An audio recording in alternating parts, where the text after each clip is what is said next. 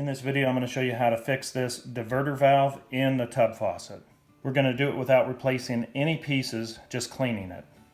You can see as you move this back and forth, this is in the open position, and this is in the closed position where it diverts the water up to the shower. To remove this diverter, you want to spin off the little knob. Now we can push the diverter valve completely out. This rod just comes right out. On the back of this valve, you can see the rubber.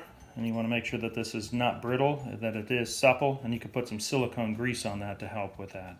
Inside here you can see this is very corroded, so we're going to want to shine and polish this surface. With a file, I'm going to knock off the major corrosion in there. Make sure you keep the file really flat. You want that surface to be perfectly flat in there. Now we'll wrap some sandpaper around it and start to polish it out.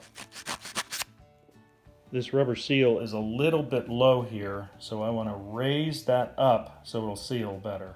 We'll pull the seal out, and then I have a plastic washer that I just cut out of an old plastic container, and I'll just put that little plastic piece right in the bottom. Now when I put this washer back in, you can see it is higher. We'll put everything back together and check the fit. We'll slide it all together and then feel how it fits. When you pull this all the way back into the closed position, you can feel it's nice and tight. That seal is grounded.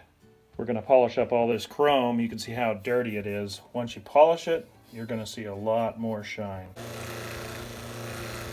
And that's a lot better.